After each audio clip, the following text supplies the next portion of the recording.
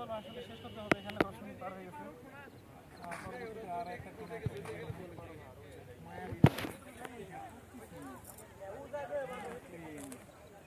এই সৌন্দর্যতা আল্লাহ তাআলার অপরূপ সৃষ্টি।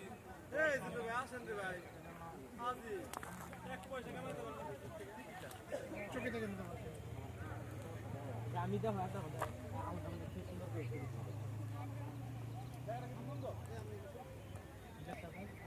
জায়গাটা সুন্দর স্যার, আসেন আসেন ভিতরে থাকা এই জায়গা থাকা